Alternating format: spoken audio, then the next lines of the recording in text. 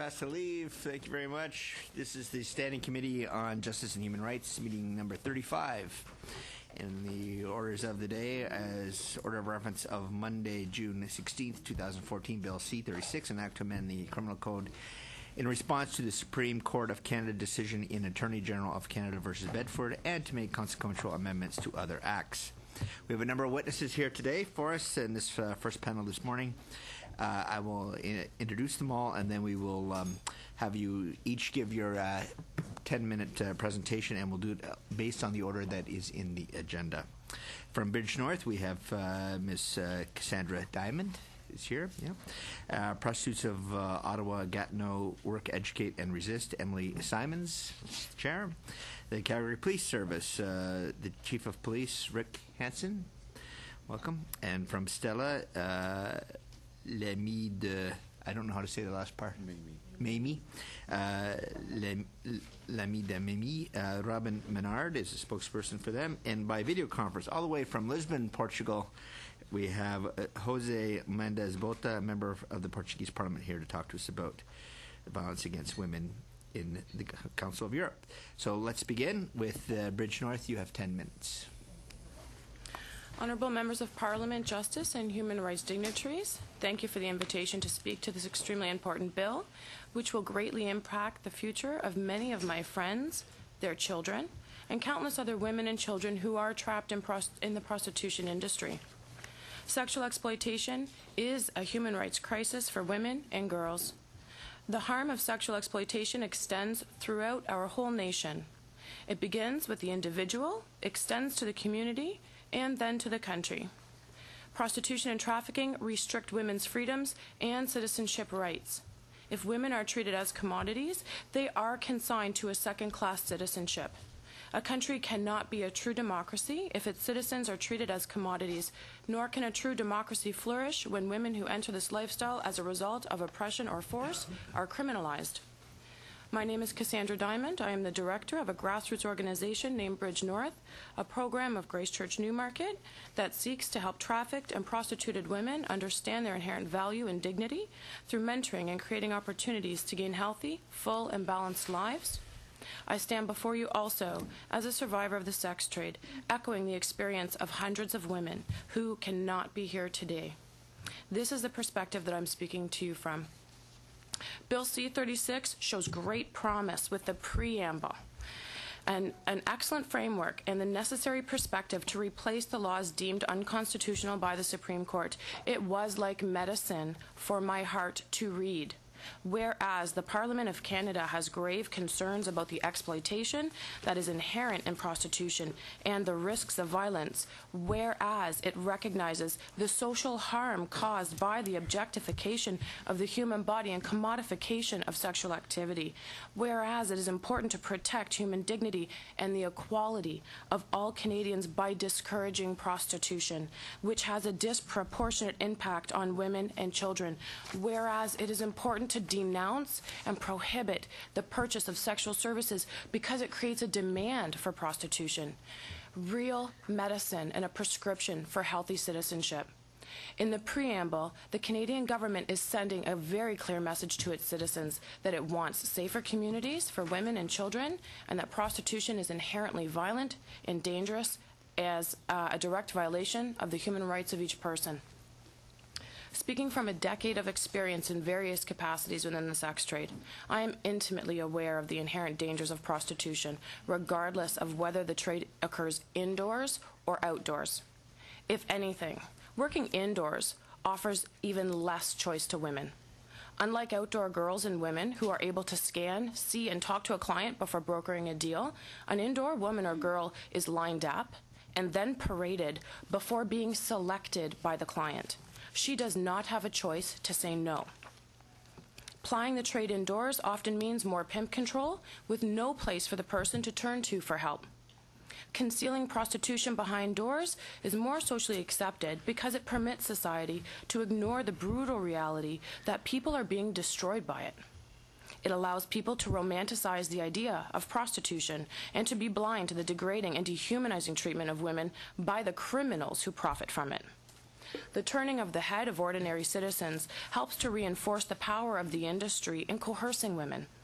This makes them perfect prey for highly organized and deadly organizations to take over their lives. There is no such thing as a safe place to engage in prostitution. Prostitution in Canada today is organized by criminals, namely the mafias and gangs who operate the global underground economy, dealing for profit in drug and human trafficking. In my 10 years of experience, I have never not worked for organized crime and gangs. Highly organized groups have infiltrated essential social systems, such as licensing and government agencies, and police forces, where they have built influential relationships with officials within these systems. These hidden power structures keep prostituted women and girls acutely vulnerable to continued abuse and exploitation. Decriminalizing prostitution is not the answer and will not wrestle this lucrative globalized industry out of the clutches of organized crime. As a matter of fact, it will only make it easier for worldwide criminal networks, many of whom are already well established in Canada, to increase and expand their hold on trading in women's bodies. By instituting and enforcing Bill C-36 with an amendment to decriminalizing women and prostitution, Canada will protect itself from becoming a destination of choice for organized crime and sex tourism. In attempting to craft laws to end this exploitation, Bill C-36 must address these issues and consider that criminalizing women is a matter of re-victimizing the victim. Some people talk about prostitution as employment as if it's a job like any other. It isn't. Legitimate employment has laws against sexual harassment and discrimination. It does not allow hiring a woman based solely on her breast size or hair color or weight. Our labor laws have in place standards that protect us from such practices because they are discriminatory, unhealthy, and misaligned with society's views and values. In a regular job, I am not forced to willingly and knowingly subject myself to numerous sexually transmitted infections, life-threatening diseases, and violence. There's a lot of talk about harm reduction. Harm reduction suggests that any harm done is minor and can easily be treated or healed. However, harm minimization does not eliminate harm, and that should be our ultimate goal. There is overwhelming evidence to show that PTSD, dissociation, and depression are rampant among women in prostitution. This would not be acceptable in any other job. We must try to not only reduce harm, but to eliminate it. I am encouraged that Bill C-36 speaks to both of these issues in that it provides funding for exit strategies for women plying the sex trade and safe havens for women who experience violence or need medical care while involved in the sex trade. The funding of $20 million tells us how important the government believes that this issue is, and I'm very thankful for that. However, continued financial backing will be imperative to achieving the desired results that this hardworking bill is seeking. Bill C-36 gives us a chance to name prostitution for what it is, and it is an extreme manifestation of exploitation and violence against women.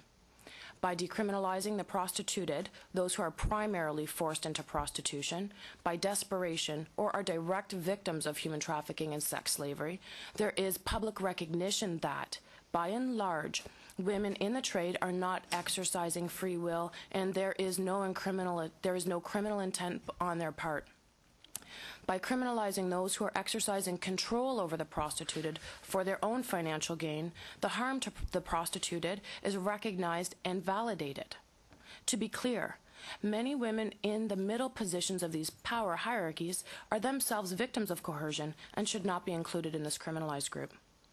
By criminalizing the Johns, the law recognizes that men who solicit women for services are willingly, albeit perhaps unknowingly, engaging with organized crime to coerce and hold women in sex slavery. Clear laws like these and the social commitment to implement and enforce them will offer hope to women who are now trapped. This is why I support Bill C-36. I do dream of living in a Canadian society that believes and practices gender equality. When we reach that pinnacle, women and girls will no longer be bought and sold by men. I want to live in a country that protects all of its citizens and whose country's value system creates and provides laws that enshrine the safety, equality, and value of its people above all else simply because they are human beings, regardless of sex, class, race, and economic standing. I want to live in a country that prohibits the sale of its citizens as commodities to be bought and sold. This is why I stand before you today. I think that Bill C-36, amended to remove criminalizing the prostituted themselves, will help us to find our way to that country. Please do all that you can to make this a reality. Thank you. Thank you very much for that presentation. Our next presenter is from the Prostitutes of Ottawa, Gatineau, Work, Educate, and Resist. Ms. Simons, the floor is yours. Thank you. My name is Emily Simons, and I'm the chair of POWER. POWER stands for Prostitutes of Ottawa, Gatineau, Work, Educate, Resist. We are a sex worker-led organization founded in 2008, and we advocate for sex workers' human rights and labor rights. We envision a world in which people can freely choose to do sex work or to not do sex work, and in which those who choose to do sex work are able to do so in safety and in dignity. We are completely unfunded and entirely volunteer-based. Our membership includes people of all genders working as escorts, erotic massage providers, street-based workers, erotic dancers, and webcam performers. I'm here today to present the expertise of our membership on how Bill C-36 will impact the safety of sex workers. And I would like to say that we are all here, I believe we are all here today with the safety and well-being of sex workers at heart. And I will say that sex workers are the experts, and sex workers know better than anyone else how these laws will impact their work and their safety. Sex workers are also, people who are currently working, are also the ones who will directly experience the impacts of any new laws that are put forward, and for this reason we must privilege their voices and experiences. The Himmel decision and the decision that came down from the Supreme Court of Canada explicitly outline the dangers of criminalizing street-based sex work as well as third parties, and for this reason I'm going to focus on the two sections of Bill C-36, which criminalize the purchase of sex and criminalize advertising, and I would like to show how these laws will contribute to violence against sex workers. I will start by discussing the criminalization of purchase of sex on the streets. This law, if it's put forward and becomes law, will replicate the same harms that we see under the communicating provision. We know from sex workers in Ottawa currently working on the streets that criminalizing the purchase of sex puts them at increased risk of violence. And I will say that there is a common misconception that sex workers don't have a voice and therefore other people must speak for them. In fact, sex workers can speak for themselves. Sex workers do speak for themselves, and the issue is that we aren't listening. In March 2014, POWER facilitated the women of the Oasis drop-in in Ottawa to participate in the government's online consultation. And this is just one drop-in center that POWER collaborates with. 12 women who are currently working on the streets as sex workers participated. Their unedited responses are available on our website at powerottawa.ca, and much of what I learned is, much of what I speak will be drawn from their experiences. Criminalizing clients is not something new. In fact, the Ottawa Police have been enforcing the communicating law against clients and not sex workers for the last few years. We therefore already know the impact that it has on sex workers working on the streets. What we know from street-based sex workers is that criminalizing their clients means rushed negotiations. It's very important for a sex worker working on the streets to take the time to evaluate a client before jumping in his vehicle. This may include smelling his breath and seeing if there's alcohol, doing a scan of the interior of the vehicle, checking their bad date list to see if he's on it. And when clients fear being criminalized or the police are around, it's very difficult for sex workers to screen their clients. When clients are criminalized on the streets, this means that they don't go to well-lit and well-populated areas to pick up sex workers. So in order for sex workers to access their clients, they are pushed into the shadows into unlit and unpopulated areas, which puts them at increased risk of violence. Sex workers working on the streets work in groups or in pairs in order to protect themselves, where they can watch out for each other and take down license plates. And when sex workers' clients fear being criminalized, they don't approach sex workers working in groups or in pairs. They approach sex workers working alone. So when we criminalize clients, we are essentially replicating the same harms of the communicating law, in which sex workers don't take the time to screen their clients, they can't work in well-lit and well-populated areas, and they must work alone. What we also see is that when we criminalize clients, we end up taking away a lot of the sex workers' good clients. They may move to a different part in the city to pick up sex workers where there's less policing. They may move indoors. And when there are fewer and fewer clients, it becomes harder and harder for sex workers to say no. It's very important for a sex worker to be able to say no to a client and to know that there's probably going to be another one coming up soon. And when you decrease the pool of clients, it becomes more difficult for sex workers to say no when they have bills to pay. Sex workers also generally stay out until they've made the money that they need. They'll have a certain amount in mind that they need to pay their rent or to buy their groceries for that week. And when the police are out arresting clients, this means that sex workers are out on the streets for much longer in order to make the money that they need. And this puts them at increased risk of encountering a predator, and it can also increase tension with community members who are offended by the presence of a prostitute. I will now discuss criminalizing the purchase of sex indoors. This will continue to undermine sex workers' ability to protect themselves. The key way that both independent sex workers and agencies protect sex workers is by requiring personal information from a client, generally in the form of a phone number. So if you were to go online where sex workers advertise, you will frequently see no payphones, no block calls. And this is because sex workers require personal information about their clients so that if something would happen, she has information to give the police. Now, she may not feel comfortable calling the police, but this serves as a deterrent to the client because the client knows that if he commits a criminal act, then she has his phone number to give the police. What we see when clients fear criminalization is that they don't want to provide this information for screening, which makes it very difficult for sex workers working indoors to be safe. When clients are criminalized, sex workers don't feel comfortable calling the police. Sex workers rely on sex work to provide their income, to support themselves, and sex workers don't want the police to come in and arrest their good clients and take away their income. And therefore, sex workers don't feel comfortable calling the police when they've experienced an assault because that could have their location of work targeted as a hotspot.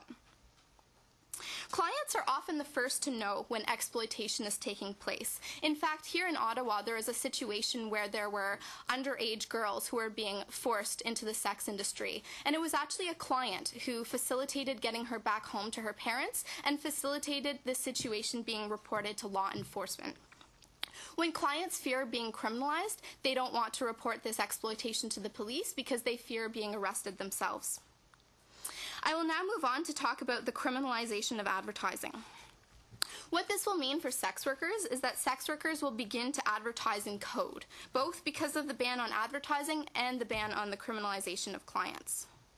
So what this means is that sex workers will start to say things like, it's $100 for a happy ending, or it's 200 roses for my companionship for 1 hour, without explicitly mentioning sexual services. This means that sex workers cannot post their restrictions, sexual acts they're not comfortable performing, and their safer sex requirements. If you go online today and look at advertisements of sex workers working indoors, you will see a list of acronyms. These acronyms represent the sexual acts that the sex worker is comfortable performing, the acts that she's not comfortable performing, as well as her safer sex requirements. Now, when sex workers start to advertise in code and can't explicitly discuss safer sex practices or what they're not comfortable performing, then this leads to misunderstanding, where the client can show up expecting something that she's not offering, which can be a very scary experience. We know that the safest way to work as a sex worker is to work indoors. There is much less violence indoors than on the streets. Criminalizing advertising poses a significant barrier to sex workers being able to work indoors. Places of advertisement like CERB.ca are about more than just advertising. They provide a sex worker-only space where sex workers have their own board and can talk amongst each other. They can provide references about who the good clients are, and they also can post bad date lists. There is an extensive bad date list on CERB.ca, which is probably the primary place sex workers advertise currently in Ottawa. There's been a lot of talk recently among sex workers in Ottawa about what we will have to do when the 5 years of bad date list is taken down. There's also a lot of talk about how the advertising isn't going to target sex workers because it's not going to be a criminal law to advertise your own sexual labor, but in fact this law will criminalize sex workers. It's very common for sex workers to advertise duos, to offer 2 women with 1 client. And if you go to sex workers' personal websites, you will often see a links page where sex workers post their friends, and these are the people that they share references with. So they will call up their friend and say, "Hey, did you see Bob? Was he a good client?" And sex workers also frequently will perform administrative tasks for each other for a fee, which can include renting an in-call location to see clients or hiring someone else to do your advertising for you. And my understanding is that this law will criminalize sex workers advertising duos. It will criminalize sex workers advertising their friends, and it will criminalize sex workers performing administrative tasks for each other. These acts facilitate working collaboratively. Working collaboratively is safer. Performing duos is safer, being in a group of 2 sex workers. Sharing a workspace is safer. Sharing bad date information and providing references is safer. And what this law will do is it will chip away at sex workers' ability to work collaboratively. And I will finish by talking about funding briefly. I'm very disturbed to learn that only exiting services will be funded, and what this tells me is that women who choose to exit prostitution are worthy of human rights, and women who don't wish to exit prostitution are unworthy of human rights. Some of the services that benefit the safety and health of sex workers include bad date lists for street-based sex workers, having someone compile these lists and distribute it to sex workers, health services for sex workers, Grandma's House, which is a location to bring clients where there's supervision, and if a sex worker screams, there's someone to intervene, outreach workers, safer sex supplies. These are services that help to keep sex workers safe and healthy, and it's a shame they won't be funded. I'll finish by saying that Bill C-36 is irredeemable, and in all its parts, it will put sex workers at increased risk of violence. We need to start from scratch, and we need to take the lead from New Zealand. We need to meaningfully engage with sex workers to develop a legal regime which prioritizes their health, safety, and well-being. Thank you. Thank you very much. Thank you for that presentation. Our next presenter is the Chief of Police from Calgary Police Services, Mr. Hanson. Thank you very much, honorable members and guests. I very much appreciate the opportunity to present from the perspective of police service. And when I speak of police service, I'm talking about particularly the Calgary Police Service. And I want to start by providing a bit of context of what we face. And I'll start with a story that relates to a woman who, a mother, who was raising, in her words, a beautiful, intelligent daughter who in elementary school was brilliant and beautiful, and she was just the star of elementary school, because when you're smart and pretty, everybody loves you. And then as she got into junior high school, being smart wasn't as cool, and by the time she hit high school, she was beautiful, but being smart got you no points. So in late high school, she went to a party, and this did not happen in Calgary, but it ended in Calgary. She went to a party, somebody offered her a joint. It's harmless, right? You hear about it all the time. She didn't know that it was laced with crystal meth. She became addicted to crystal meth. She wound up working for an organized an outlaw motorcycle gang in downtown West Coast City, where she was abused and working the streets and addicted. And if you would have asked her, she would have said, "I chose this life. It's what I want." Now, the mother went and tried to get assistance from other agencies. And she was told, when she hits rock bottom, she'll come home. Don't worry about it. Well, I ask any parent in this room if you're prepared to accept that, yeah, we'll let her continue to do that until she hits rock bottom. Now, the sad part about this story from this perspective, from the starting point, is how would you like to be the police service of jurisdiction where that mom, that family comes to you and says, "We need help. We need to extract our daughter from this. We know she's addicted. She knows she's being manipulated. She comes from a good family." And the police service of jurisdiction and the agencies that are involved in that area say, "No, you just wait till she hits rock bottom." Well, you know, I come from a jurisdiction where I don't believe that you have to succumb to that, wait for that. What happened was the mother and some of her friends had to take extraordinary measures to remove her from the situation and deliver her to a place in Calgary where they have addictions treatment. I'll finish the story at the end of my presentation here. The Calgary Police Service believes that Canada's public policy should be the complete abolition of prostitution, and the passing Bill C-36 is required in order for us to reach this goal. It is our firm position that the purchasing of sexual services from an adult should be a criminal offense for the following reasons. Research shows that many prostitutes were the victims of exploitation as children and youth, are currently the victims of exploitation, or are otherwise vulnerable to exploitation because of drug dependency, FASD, emotional problems, or mental illness, or through economic disadvantage. Prostitution, therefore, is not simply the delivery of sexual services for money or other consideration, but instead sexual exploitation. There's a need to discourage sex tourism. We need to reduce the number of prostitutes and associated harms, reduce the demand for the sale of sexual services, detect and eliminate the human trafficking of persons, reduce the risk of violence and homicides, and address the overrepresentation of Aboriginal women and children in prostitution. We need to eliminate the commodification of persons for sex, reduce and eliminate negative community impacts, and reduce gender bias in our society, which is really important. Reduce the gender bias in our society and discourage that it's acceptable or normal to solicit the service of a prostitute. Research and our working knowledge of the sex trade tells us that regardless of what regime, model, or laws are implemented, those who sell sex are exposed to violence, exploitation, degradation, and unpreventable harm. Sex trade workers are overrepresented by Aboriginal people and youth, mentally ill, and those suffering from addictions. The only safeguard for those trapped in the sex trade is removal and support. We acknowledge that all efforts must be taken to not further victimize those trapped in the sex trade through criminal charges. Instead, apprehension powers should be used to remove sex trade workers from oppressive situations and connect them to counseling and support services. Canada should develop a national strategy to first reduce and ultimately eliminate prostitution.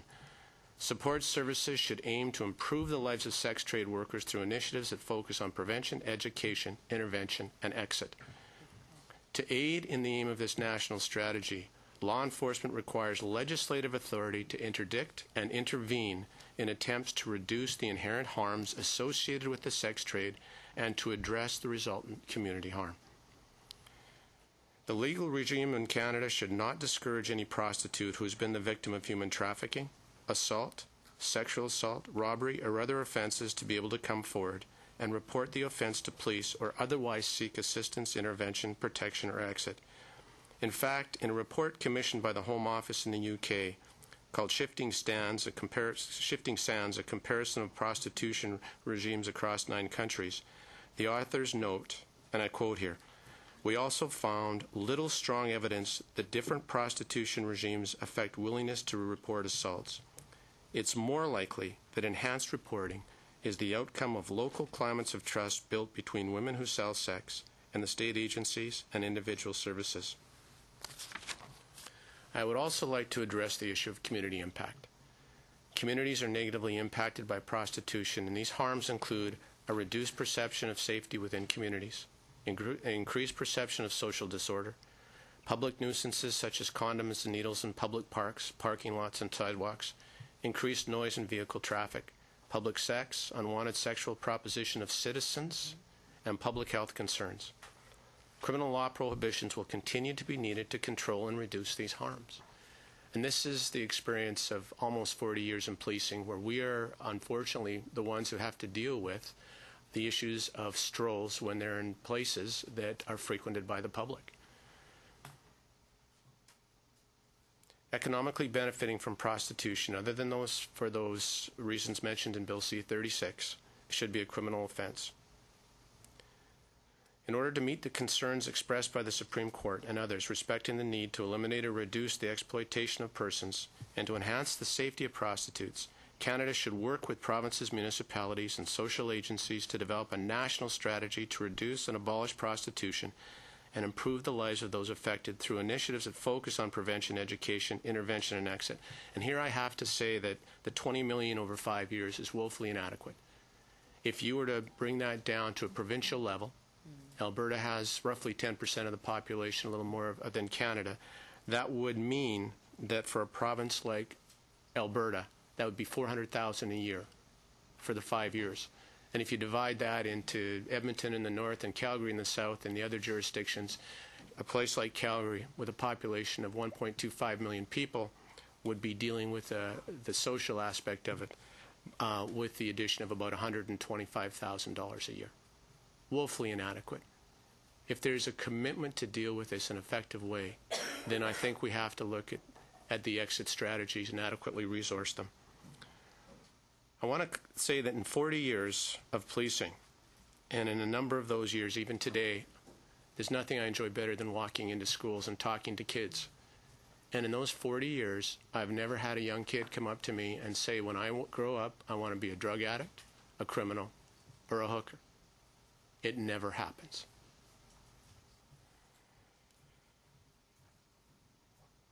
I want to also talk a little bit about human trafficking and the fact that it's a $3 billion a year industry worldwide. And let us not pretend or ignore the fact that if Canada changes its course in this regard, we will be a place where this becomes more and more prevalent. And we can all beat our chests and wail about what happened in Nigeria with the kidnapping of almost 300 young schoolgirls. But the reality is, those girls are going to wind up sexually trafficked and could very well come to this country like they go to other countries, like they do, and we've visited Scandinavian countries to study the Nordic model. East European girls and those from Africa disproportionately represented. Two other points I want to say is there's been the belief that somehow you can pick out serial killers. I can tell you that in 40 years of policing and studying jurisdictions across North America where killers have done their thing, people like Jeffrey Dahmer, the Green River Killer in Washington, you can't pick out a serial killer. You can't interview them and say that person is a serial killer. They come across, they represent like you or I until they get captured. And I just want to conclude with that story that I started with. This young girl was brought back to Calgary. She was put in a program for addictions, and it was a battle. But this woman today is a second-year med student. She's in medical school second year.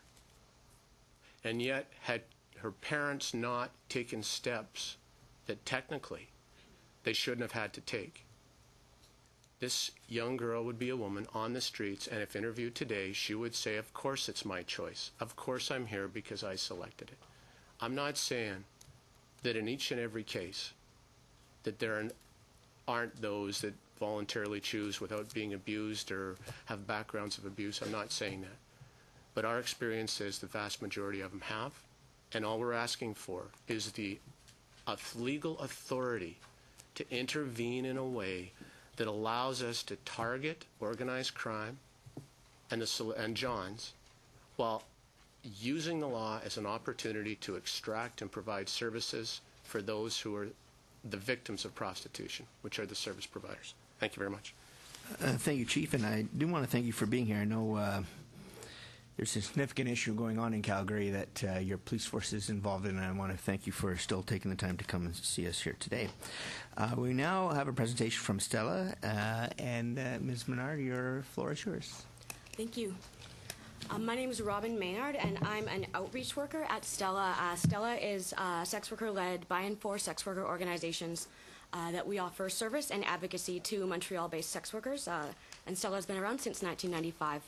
I did want to address, because there were a few comments leveled yesterday really talking about how sex workers organizations push people to stay in the industry. I think that that's not something that's accurate at all about the way that we work. We have a listening line, we have a drop-in center, we do daily street-based outreach. Some of that, at least 2 shifts a week, are with nurses from different community organizations, because sex workers are often isolated in the way that they work from legal systems and face a lot of stigma. So we work specifically with street nurses doing outreach. We also do regular workplace visits to escort agencies, to massage parlors, to dance clubs. We have a medical clinic, and we also have an anti-violence program in which we support sex workers who are in violent situations, whether that's with a boyfriend, an abusive working situation, or anything like that. And based on their own defined needs, we'll really help support them in that violent situation. Sometimes that can mean coming forward against someone who committed an aggression against them. Sometimes that can just, it can mean a variety of different things, but it's a really important project to us as well. We had 500 visits to our drop-in 2012, 2013, answered 5,000 calls our listening line, and we met thousands of sex workers in their workplaces and accompanied almost 250 sex workers to health, legal, and social services. The opinions that we have around the effects of the laws are really based on what we see on a day-to-day basis. Like, I'm a street outreach worker. I'm often working till midnight on the main strolls where sex workers are working, so we can really see the effects of the laws as they play out on sex workers and talk to them on a daily basis. The work that we do is important in the context of criminalization, especially because sex workers face so much isolation and stigma and fear of outing themselves because they fear losing their children, losing their apartments. And a lot of the accompaniments that we do are legal accompaniments because of that, because of criminalization, and also because of situations that people are facing because of their work being criminalized. A lot of the calls we get are around people who are afraid of being arrested. We operate on principles of harm reduction, which actually is extremely important for us. There's a lot of talk about money going towards just exiting programs, but often there are sex workers who want to leave the sex industry who should be supported. We often help people writing their resumes and things like that, but often also people just need, say, basic legal information, help with youth protective services, just to understand the laws better, to have education around, say, hepatitis C or HIV prevention. There are many different needs that sex workers have beyond just the idea of exiting, and it's very important for us to be able to provide all of those. Many sex workers will eventually go on to do other things, but Bill C-36 really does seem to be saying, get out of the sex industry or we'll make your work more dangerous or potentially arrest you. And it does not actually provide other viable options at the same time. Our communities have diverse backgrounds and lives and working conditions, and there are many different needs that sex workers face, and none of these are addressed by Bill C-36. The Supreme Court of Canada struck down many provisions that criminalized the sex trade because the laws had the unintended consequence of endangering the lives of sex workers, and this is why these laws were struck down. The decision was seen by many sex workers as a human rights victory because it found that sex workers should not have to be unduly exposed to danger because of the criminal laws surrounding their work. Now, originally these laws took place in the name of combating public nuisance. Now we're really seeing a recreation, many similar laws, and going even further, and now it's under the name of protecting vulnerable communities, but these same laws that were used to combat public nuisance are really being brought back in to apply to sex workers again. And living in a legal vacuum is dangerous, and the danger is quantifiable. And we know that people living in a legal vacuum who are criminalized, the rates of murders and violence towards sex workers is abhorrent in Canada. And the Supreme Court did find this directly related to the laws. So the laws are very important to sex workers' lives. It's okay, it's fine for any member of parliament, any person living in Canada to have the right to their own personal opinion on the sex industry, on the morality of the sex industry, whether or not we think it should exist, what we think that it means. But imposing morality at the cost of human lives is not something, that is acceptable. And what is the cost of passing laws trying to abolish the sex industry? The cost is extremely dangerous. Even if we look at trying to abolish what we see as a social harm, the actual physical harms of people's physical safety and their actual lives are endangered by these same laws that try to abolish the sex industry. We can look to Sweden and Norway, which are countries which have brought in what people often call the Nordic model, in which the purchase of sexual services has been criminalized. And what they did find, the National Council for Crime Prevention, the Swedish National Board of Health and Social Welfare, and the Sweden National Police Board reported that the sex industry activity has not dwindled, but actually has shifted venues in order to evade police detection and actually increase the dangers faced by sex workers. There's more on the brief. I'm not going to focus too much on this, but you can actually see that in Norway, violence towards sex workers has actually increased, and evidence shows that sex workers who are homeless or substance dependent are actually more dependent now on individual clients. So here in Canada, though, we actually already have a lot of evidence that shows us what happens when we criminalize sex workers working on the street, and also when we criminalize the purchase of sex. Emily mentioned that the police in Ottawa for a while now have actually not been criminalizing sex workers on the street. That same thing has been true in Vancouver, which was just documented, and that's also been true from what I've been seeing in Montreal. We've seen a lot less arrest of sex workers working on the streets, but the client sweeps haven't stopped, and police posing as undercovers hadn't stopped. And what we also see is that the violence has not stopped in this way. This model has already been imposed and applied. The police have already had this power and been using it, and it hasn't been working.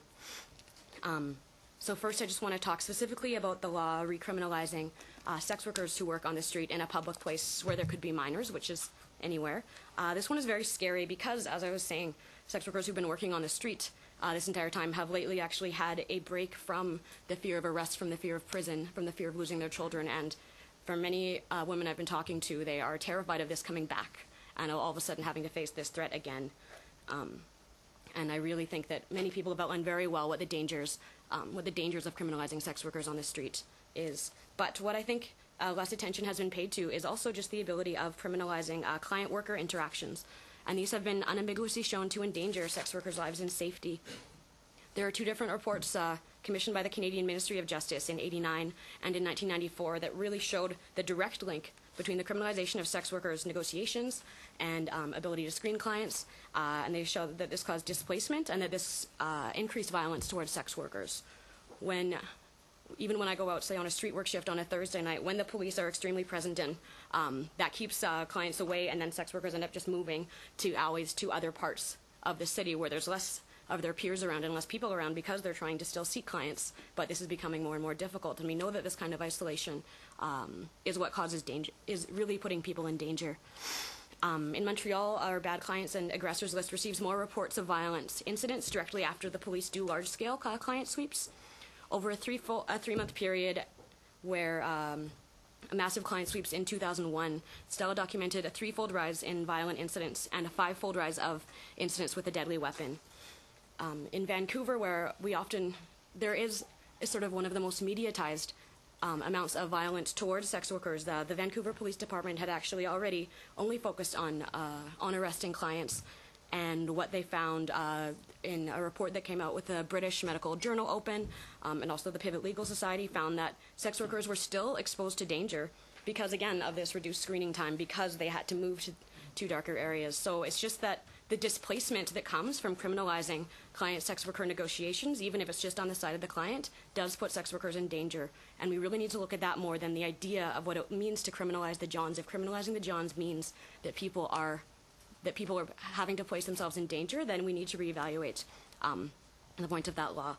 Justice Wally Opal also reaffirmed this criminalization and the harms caused by it in the report on Missing Women Commission of Inquiry. Also, because women of color and Indigenous women and those who are substance dependent are overrepresented on the street level, that does mean that these harms would be leveled at these groups at a larger rate than other groups in society, and that's something that we also need to think of, the most marginalized people and how they'll be affected by the laws. Emily already really discussed well the harmful effects of Bill C-36 on sex workers who work indoors, but I do just want to mention this idea that still places where sex workers work indoors, like massage parlors and escort agencies, the ability for sex workers to be able to negotiate with their clients, the ability for sex workers to have condoms on site in these places. If these indoor locations are still criminalized and are still trying to purposely avoid law enforcement because condoms can be used as evidence and things like this, we really still are putting sex workers at risk with this part of the law. And again, this idea, the way that sex workers share their bad date lists often is online, and the safe practice of escorts to actually get the information, the personal information from their client would be extremely difficult. So I actually have a quote by a sex worker that we interviewed for a project that we haven't released yet called Stella DeBoot that says, Lost her. sorry. Go ahead. I mean, because clients are scared and nervous, I think I lose business. One reason I work alone is that clients are often more afraid of arrest when we work in pairs, which essentially would make us more safe. But because the client has fears, I feel as though I have to kind of accommodate those fears, and that those went out over my safety, essentially. So what would a more positive law reform look like? I think we can see that these criminal laws are not the way to address the sex trade. They're really re-endangering sex workers who have already been placed in undue danger for decades now and really deserve something better. We already have laws against exploitation, robbery, extortion, bodily harm. Importantly, there are also specific criminal laws and laws in the Immigration and Refugee Protection Act on trafficking. And the United Nations Women has actually put out a statement specifically saying, if you treat sex work and trafficking as the same thing, instead of treating them as separate kinds of abuses, then you're actually putting sex workers at danger of human rights risk, and trafficking victims are not being helped. So, can I have one more minute? 1 more minute. There okay, you go. thank you. As an alternative, we recommend the New Zealand model, in which actually sex workers have an entrenched right to say no to clients, even if the client is paid, to recourse if they're being abused on the workplace. Any kind of the workplace exploitation that Cassandra had outlined are actually protected under the Prostitution Reform Act of sex workers. So we do think that giving sex workers labor and occupational rights, including the right to say no, and including access to police protection, and including the decision not to work as a sex worker with entitlements to unemployment insurance, these are very important changes that actually would benefit sex workers' rights. So as a final statement, I'd like to say that laws criminalizing the sex trade are a matter of life and death for sex workers. Thank you very much for that presentation from Stella. Our final presenter this morning in this panel is Mr. Boda, who's the member of the Portuguese Parliament, but also with the Violence Against Women Parliamentary Assembly of the Council of Europe. The floor is yours if you can hear me, Mr. Boda. Thank you, Mr. Chair. I would like also to compliment my colleagues from the Parliament in Canada and all the witnesses and persons present. I am a member of the Parliamentary Assembly of the Council of Europe, and the Council of Europe, for the ones who might not be knowing, is much larger than the European Union. It comprises 47 member states. It's the big Europe, from Russia till Portugal. And this to tell you that one of our main concerns now is the extremely elevated amount of people that are trafficked every year. It's estimated that in Europe between 70,000 and 140,000 people every year are put on the circuit of trafficking of human beings. And the problem is that 84% of the victims of trafficking, it's for the purpose of sexual exploitation and forced prostitution. So although that we understand that prostitution and trafficking are separate phenomenon, but there is a strong link between prostitution and trafficking. And this concern led the Parliamentary Assembly of the Council of Europe to nominate me as rapporteur for a report that is exactly called Prostitution, Trafficking and Modern Slavery in Europe. Because we are really talking about modern slavery in Europe, when all these people, they are forced to do something against their will. So maybe I would like to show you one map of Europe, and if it's possible that you can see, there are many different situations on approaching to the prostitution phenomenon in Europe. You see in red is the countries in Europe where it's totally prohibited, the prostitution. And then you see in blue is the countries where prostitution is accepted, but some aspects of prostitution are criminalized. And the ones in green are the ones where prostitution is legal, and the ones in pink are the ones that have approached to the Swedish model, the one where the purchase of sexual services is really criminalized, as it's the case of Sweden and Norway and Iceland for the moment. So on this report, I tried, I must tell you that there was no intention of making any kind of moral judgment. There is also no philosophy on the report, and there is also no ideology on the report. I tried to go to certain member states to conduct fact-finding visits and missions, and to have dozens and dozens of meetings with members of government, members of parliament, with NGOs, including sex worker organizations, and police forces, and all the types of institutions that deal in one way or another with the phenomenon of prostitution. Because we were convinced that the policies on prostitution, they can have an impact on reducing or increasing the level of trafficking of human beings. So that's why I went, first of all, to Sweden, because that was the basis of the motion for a resolution on the basis of this report, to study the Swedish model and to see the weaknesses and strongnesses of that model. There are no models 100% perfect. Of course, they all are subject to criticism, but we have to check exactly which are the results. And I went to Germany, I went to Switzerland, and I went to Netherlands, which are 3 examples of legalization systems in prostitution, and to check which were the results of those policies on legalizing prostitution. But let me just start by saying that the Swedish model, and after 1999, when the Sex Purchase Act prohibiting and sanctioning the purchase of sexual service but not their sale, this was really had an intention. They wanted to curb the demand because they want to attack the root cause, and the root cause is that without man's demand, so there would be no demand for trafficking on human beings. So the prostitution industry would not be able to flourish so much.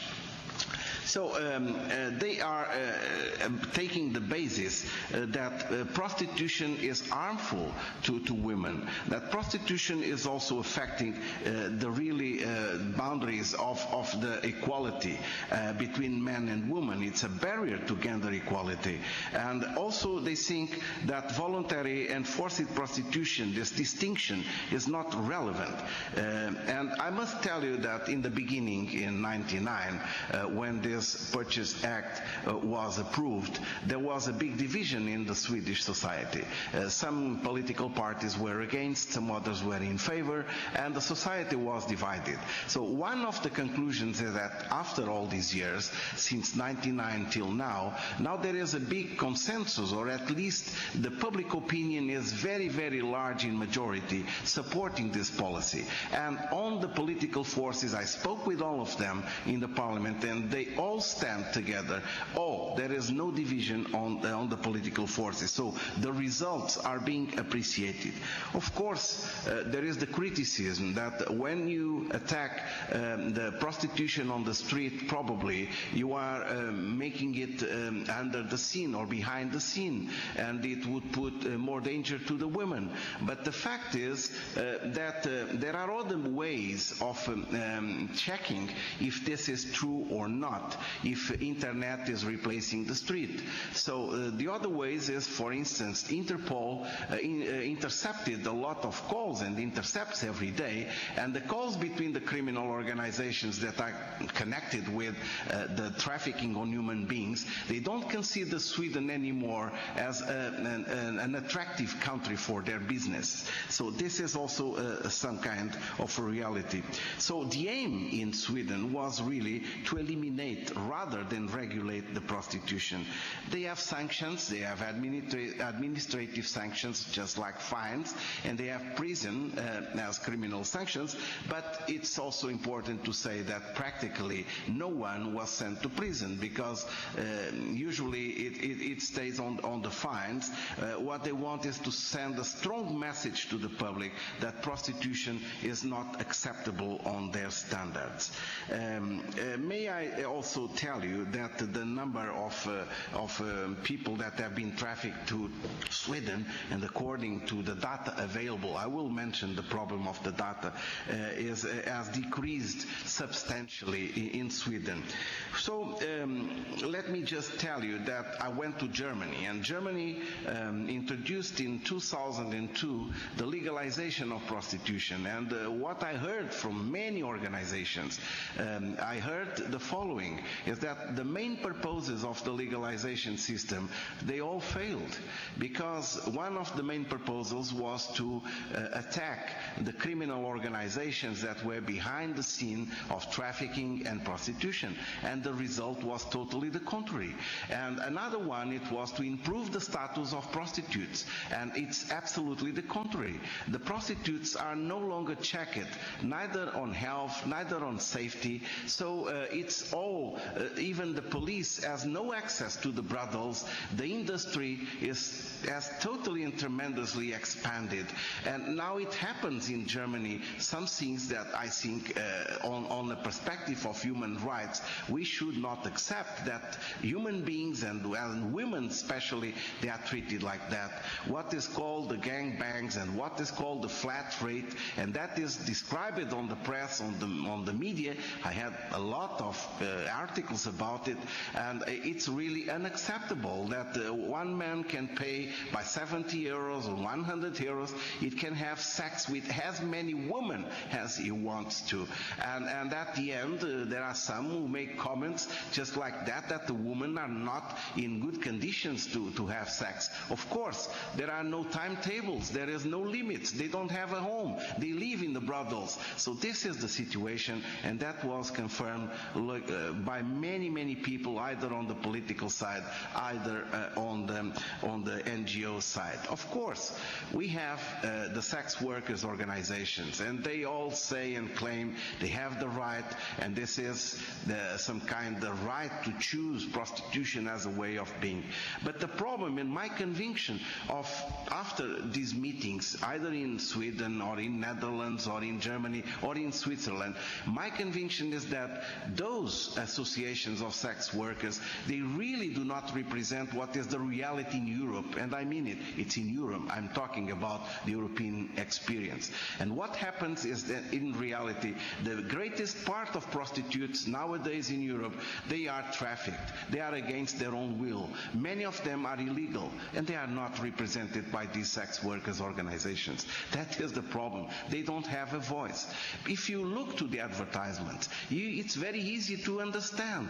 They are circulating between town to town, between member state to member state. So they are circulating because when we read there is new flesh in town, there is a new stock of new flesh in town coming from this place or that place, so we understand easily that they are controlled by mafias, they are controlled by criminal organizations. And that was exactly what these countries that have adhered to the legalization, they wanted to avoid.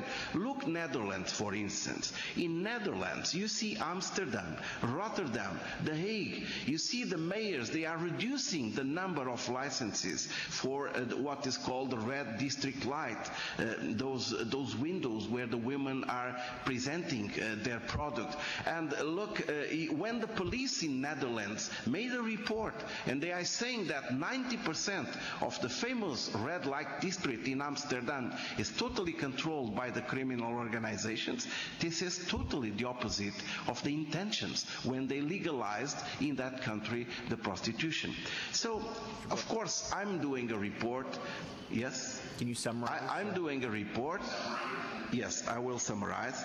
Just to say at the end that prostitution policies, they have a big impact on the possibility of reducing trafficking. In my report also I mentioned academic research, and the academic research came also to that conclusion. And it's not possible in Europe to put a general rule, but many other countries are now studying. France comes to approve, on the Parliament and the Senate, comes to approve also something similar to the Swedish model. In the United Kingdom, in Scotland, in Malta, there are several countries, Ireland, they are also giving steps in order to change legislation, in order to criminalize the purchase of sexual services. Thank you, Mr. Chair. Thank you, Mr. Boda. Thank you. I gave all the presenters today a little time flexibility, so they were around 12 minutes. So But now we'll do an hour of question and answer, and our first question from the Democratic Party is Madame Beauvin. Merci à tous les témoins ici présents, extrêmement intéressants. Thank you to all the witnesses. It is extremely interesting to hear all that you had to say. My first question, and I'm sure there'll be a second round, and we much appreciate the extra time. Bota, I really appreciate the time you took to address us on the situation in Europe. Are you familiar with our Bedford decision that kind of prompted that hearing that we're having this week? Oh, he's not on. Hold on. Make again another bill, but I'm not familiar. I had no time to study it in detail. The only reason I'm asking is because actually if the government had to produce a bill or not, it was their choice, was the fact that the Supreme Court, and I'm sorry, I'm going to read in French, what it said was la conclusion que les dispositions contestées is that this goes against the Charter of Rights and Freedoms, and that does not mean that the legislator does not have the right to decide on the modalities and the areas where prostitution is practiced, as long as this does not infringe the rights, the constitutional rights of prostitutes. And you said something during your brief that was very interesting.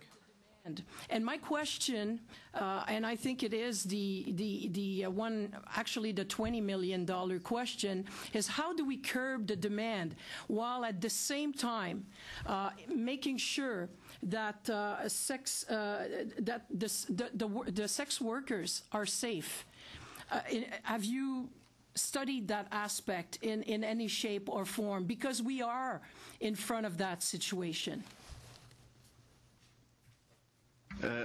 I prefer not to have the French translation because I understand perfectly French, but I understand also English. Yes, oui, je pourrais parler français si vous voulez. Well, then we can speak in French if you like. I have no problem in either French or English. Continue in English, is it possible? That's perfect. Okay. Yeah, all right. In my conclusions, I am not criminalizing the prostitutes. On the contrary, I say that the prostitutes should be helped, they should be safe, and there should be programs of rehabilitation. I mean, of giving another opportunity. It's not only a matter of rehabilitation, but the prostitutes, they are also my concern.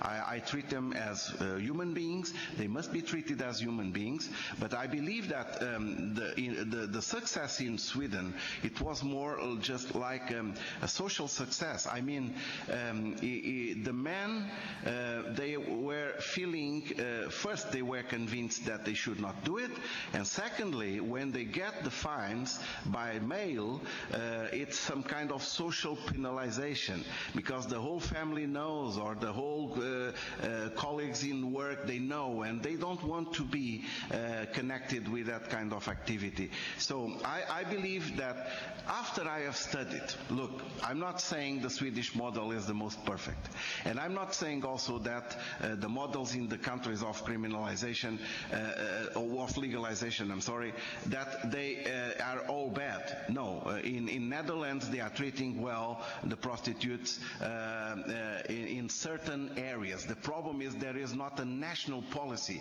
It's the same problem in Switzerland. They don't have national data because it belongs to the municipalities. It belongs to the cantons.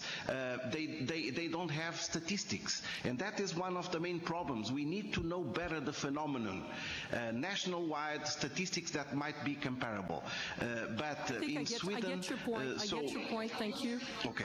Just because time is of the essence, but you kind of opened the door for me, in a sense, for the other members of the panel, on the fact that one of the key success of the Swedish model was the fact that it was in parallel at the same time with very strong social democrats measures. Et ma question serait pour Madame Diamond. My question now is for Ms. Diamond. is very important because it kind of gives you the story that you're going to read. And I found that there was things missing. Might be a start, but there's things missing. And for me, that's where it gave me the impression of what the law from the government was all about. Because what was missing, and I don't know if you would agree, is that we should also, in the preamble, address the questions of poverty, of housing conditions, health care needs, and other social measures. And with that, it would have given me the impression that we wanted to address everything. At the same time, the fact that everybody on every side of the equation believes that at no time should a prostitute be criminalized in any consideration. The fact that it is, the fact that the Minister of Justice yesterday said to us it's an intrinsic part of the bill to protect communities. I didn't sense, and I'm not quite sure and convinced that we'll be able to amend it. I had long discussions with members from the audience yesterday after the whole day, saying, well, we're counting on you to amend it. We'll try very hard, but honestly, if it's part of the essence of the bill, I do not have much hope. So for you, your support to C-36, is it still there? If we cannot amend, and we will still criminalize prostitute sex workers at the end of the day? Yes. I mean, I still have hope in Bill C-36. This is a hard-working bill, in fact. We can't throw out 95% of its benefits for the 5%, but what we can do is right now, what you guys can do is really look at it, take it, turn it inside out, and flip it around to figure it out. That's why I'm talking about equality, and I think we are talking about the same thing. When we're talking about equality, we are addressing poverty. We are addressing the systematic issues and abuses or scenarios of life that keep women involved in sex for hire. When we look at Bill C-36, for example, isn't it the 20 million telling you that it is? I mean, you seem to think it's a lot of money, but I listened to Chief Hansen, and I totally agree. And we had Minister Swan yesterday telling us when you consider what it represents, and it's way less. I mean, I think the Conservatives spend more on the commercial, and they'll probably spend more on the commercial than the actual money that can go and help out, because it's not just exit programs, but education. Like $20 million is better than no dollars. No, we all agree with that, but it's also sending a signal. If you're serious that you want, because I take the words from the minister, he wants to eradicate prostitution. Maybe a very commendable objective, but with 20 million, I tend to not take him too seriously. Okay. I hear you saying you'd like to put more money down, and I really appreciate that. That's exactly what we should be doing, and you definitely should be putting more money towards it.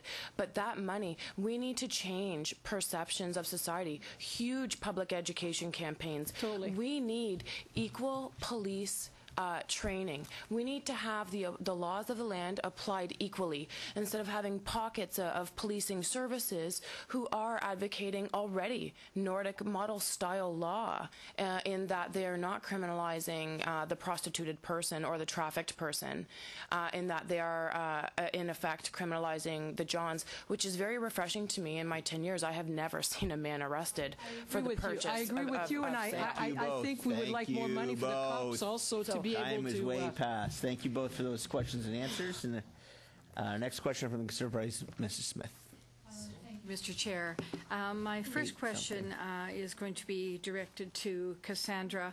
Cassandra, yesterday we heard from the Maggie organization and some others that they never really met underage prostitutes. And I know that, Cassandra, you've worked very directly on the street with trafficked and prostituted people. Could you comment on that? Thank you. Gratefully. So I've just finished a one-year contract with an agency that specifically handles trafficked persons versus prostituted. So just a strict trafficked persons issue. I can't walk into a group home in Canada where children, and these are 14, 15, 16-year-old children, whom are being recruited out of there by low-level, small organized gangs and things like this. And in fact, are then these girls are now going in using friending tactics to go in and get their friends to help them know, you can just make a little bit of extra money, you can do this, do that, it's not so bad. They're very much so. I'm seeing younger and younger persons entering the sex trade. So could you comment on the amount of money? It seems everybody we turn around to see is making money off victims. What do you know about that? I certainly know that victims aren't making money.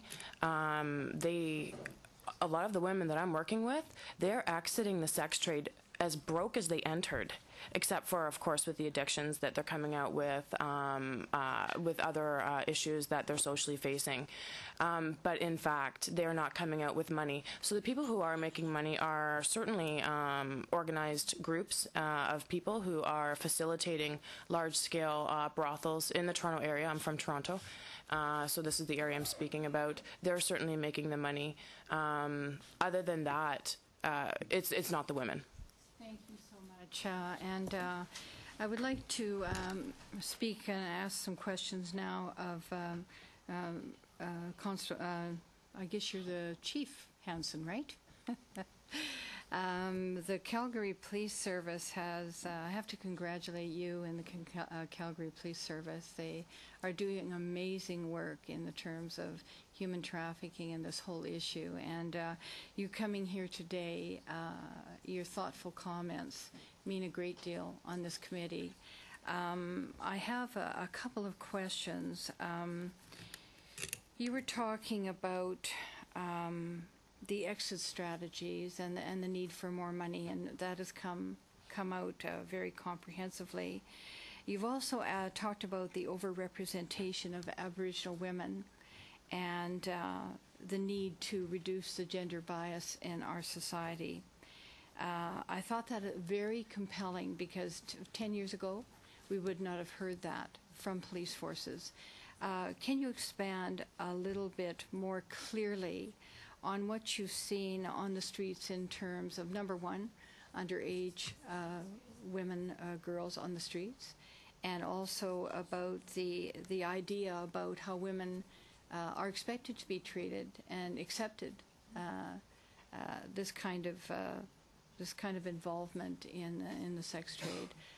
Could you expand on what you were saying a little earlier a little bit more fully? Thank you. There's a study done by one of the NFPs, not-for-profit agencies in town, and they deal with this issue. They found the average age for young girls entering into prostitution is 13 years of age.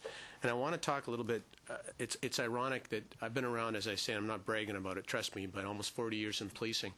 And up until about 15 years ago, we didn't do a very good job in regard to family violence and domestic violence because we had this attitude that goes back many years that if a woman's in a situation where there's family violence, she chooses to be there.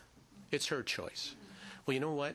That wasn't the case then with family violence and domestic violence, and it took us to go a long way on the spectrum to acknowledge that it's a complicated issue that requires the application of the law on the abuser where appropriate, but more importantly, the support systems to support the victim where appropriate, and the victim and the family.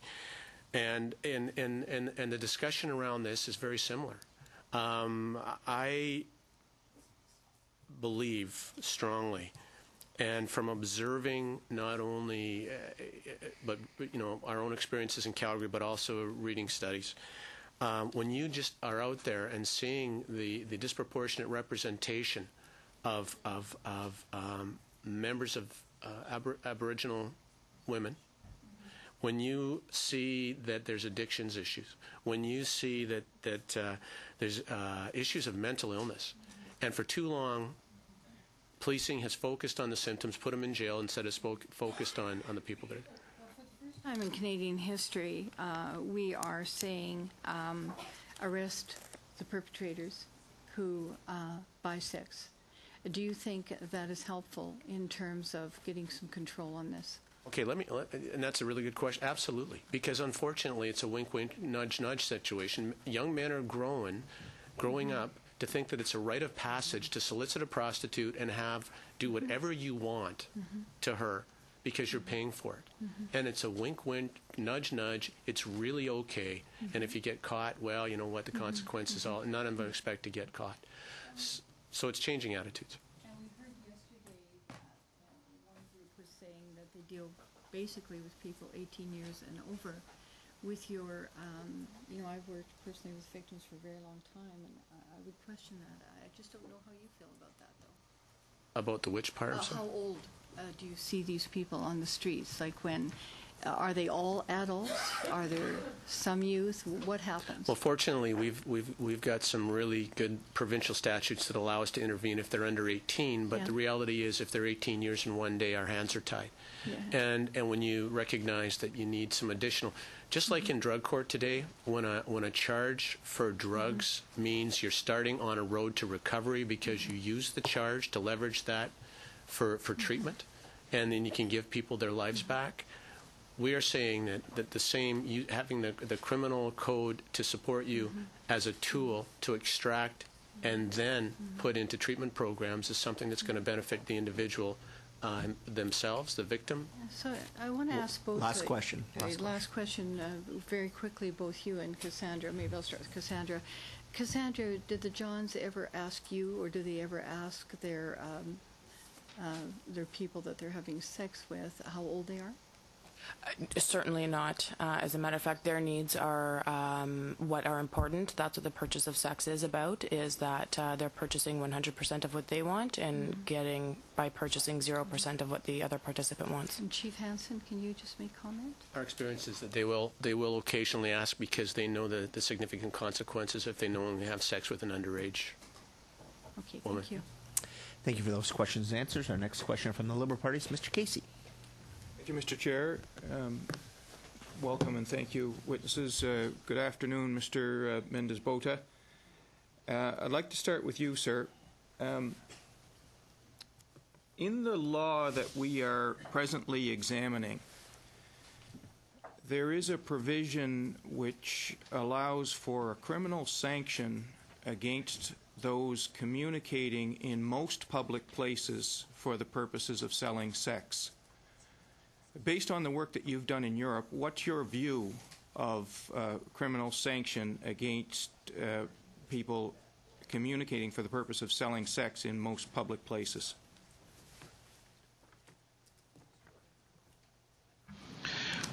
Hello, Mr. Shane Casey. It's also nice to see you on the other part of the Atlantic. Well, as you know, in my report, I had to attend to the different situations in different countries.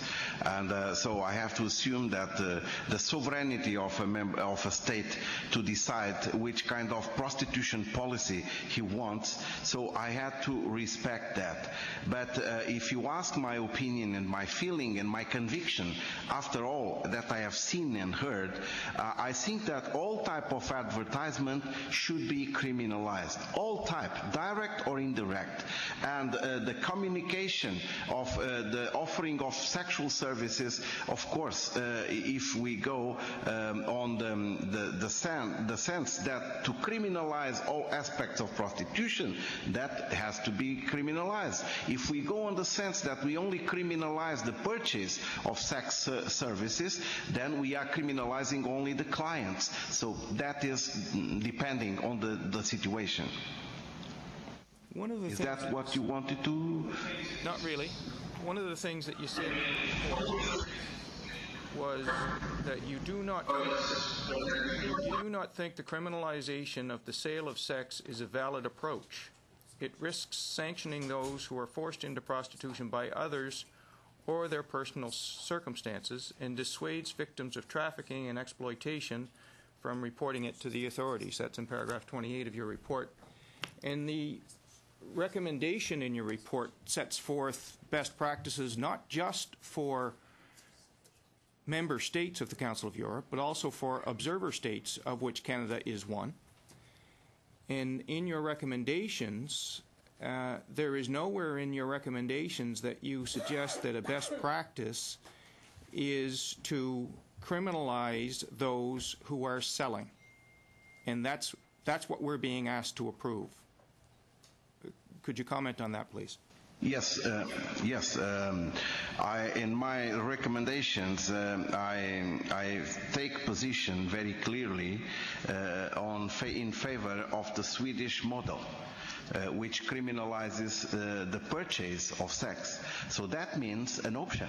I'm not criminalizing the offering of the sex, of the sexual service, because from my analysis, in the countries that have criminalized, and at the beginning of my statement, I showed the map of Europe, and I showed the countries where it's criminalized, and those ones are the countries that have more prostitution, that have more trafficking, so it's some kind of hypocrisy. If you go to many of the eastern countries in Europe, and you see it's criminalized prostitution, but in every corner, in every hotel, you have sexual service being offered freely, so nobody controls. So and when you criminalize the woman that is prostitute, you are also putting her in danger. So I believe the best approach is to criminalize the purchase of sex. So that was an option. It was a political option from my part, and that is translated in the resolution. I am suggesting that every member state from the Council of Europe, if they want and if they decide by their own will and by their own political bodies, so they should follow the Swedish model. In case they are not following the Swedish model, of course, I have other suggestions. For instance, it was spoken a few minutes ago, and I think it's a very important issue, is the minimum age for a prostitute in a legalized system to be a prostitute. I think it should not be less than 21 years old, because if you put prostitutes legalized in a very early age, you are destroying the future of a girl that might be some years later she can regret to have taken that choice. And the more in time they have to enter in that activity, so the better. So I believe that is also important if a country decides to go for legalization, which is not my opinion, but if they decide, so the late is the better. One of the things that you talk about in your report that you mentioned earlier was the importance of data collection. What would be your view of a country that is reviewing its legislative regime for the social problem of prostitution that makes no mention, no reference to data collection in order to be able to measure the effectiveness of the measures in the statute? What would be your view of that? My view is that either in prostitution, either in trafficking, we need more research, and we need, for that research, we need also more data collection. And the data collection requires a coherent system of data collection. It's not like a country where every municipality is entitled or not to have data collection. So you cannot compare. It's not reliable. So I believe it's important that this research is done, and also that the official bodies, they have the same standards of data collection on what regards this type of figures. But let me tell you, and I think it's important, and I profit from your question. It's very important. One academic research, it was done recently by the London School of Economics and Political Science, the University of Heidelberg, and the German Institute for Economic Research of Berlin. They have studied the data, available data, in 150 countries regarding prostitution and trafficking on human beings. And they have studied, and they came to the conclusion, you have the scale effect. That means that if you legalize prostitution, then you have an expansion of the sexual business, and you don't need anymore, and then you need more people to be be trafficked to supply that scale effect. But the substitution effect is also true. If you legalize the prostitution, then you don't need anymore the illegal ones and the trafficked ones. So this would be apparently in contradiction. They came to the conclusion that the scale effect prevails. That means if you legalize prostitution, you will have more trafficked people to supply that industry. Thank you, Mr. Mendez-Bota. Chief Hansen, do I understand you correctly to say that one of the best ways that we can help people involved in prostitution is to give them a criminal record so that that will help them out? I don't think you're necessarily giving them a criminal record. If it's a summary conviction offense, there is no criminal record. No, there is no criminal record. If you're convicted of a summary conviction offense, you do not have the authority under Canadian law to fingerprint or photograph. Without the ability to fingerprint or photograph, you don't have any identification of criminals. So in other words, it is a very low level. You still have the criminal conviction, but no record.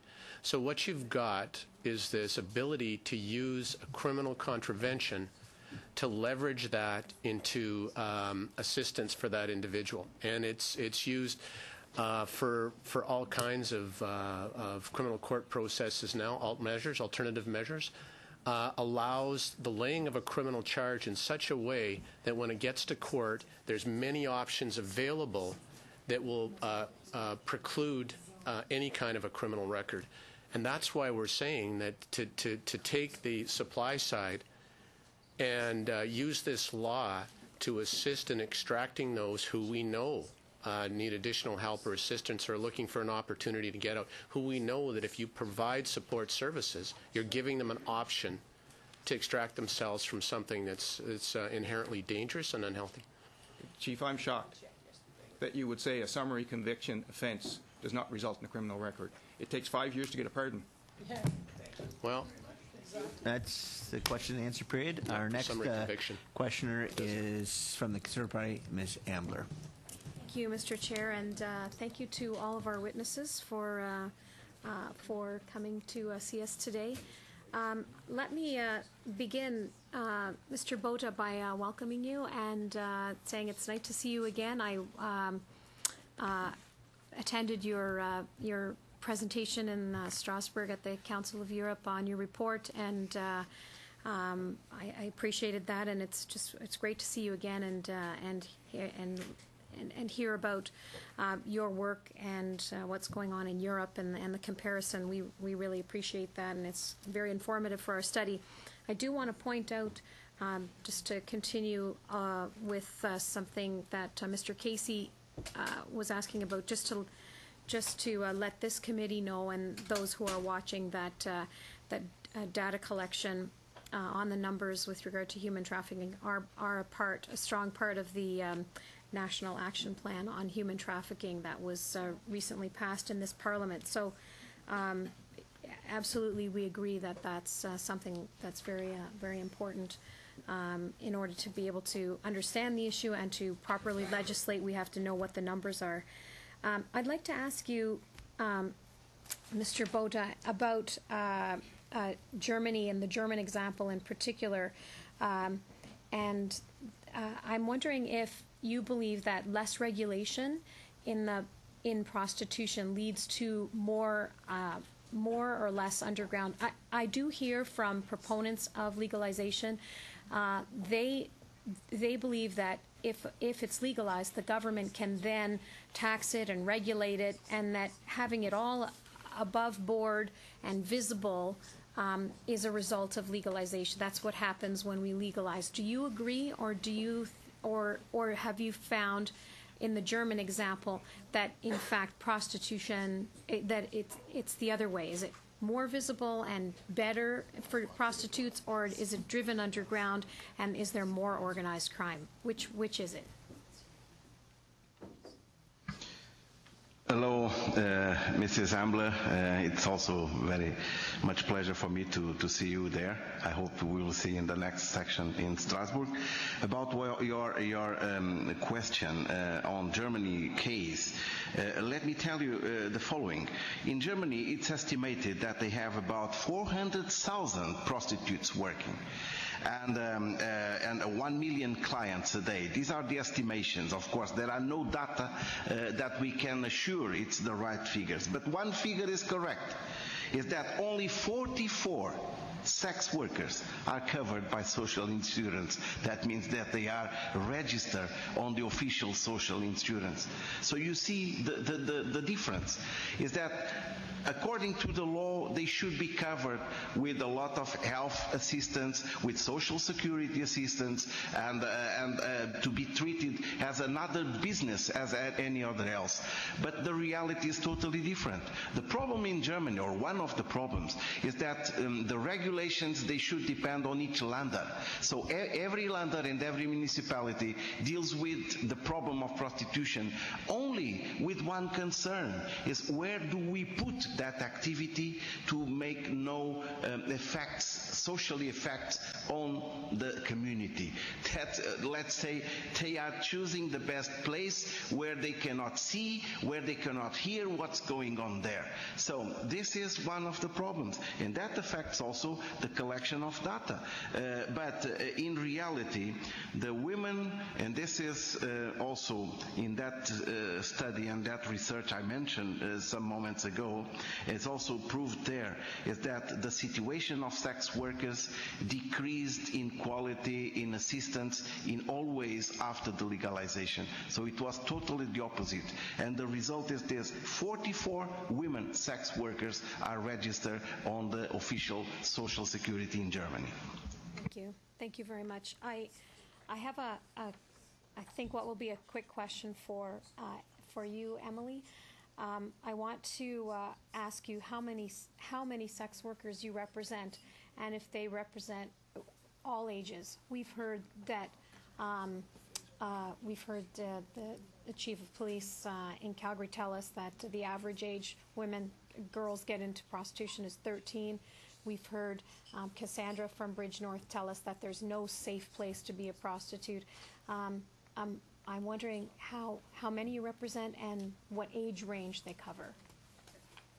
So I'll start with the first one, how many? It's really difficult to say because a lot of people transition in and out of sex work. We have sex workers who will do sex work when their oven breaks down and they need a new oven, or they might do sex work just at the end of the month when they have bills to pay. So it's very difficult to say. I will say that we are extremely involved in this sex industry in Ottawa.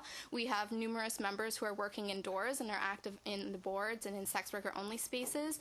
We have street-based workers, people who do outreach at different drop-in centers in the Ottawa area. So we are very knowledgeable about the sex industry in Ottawa.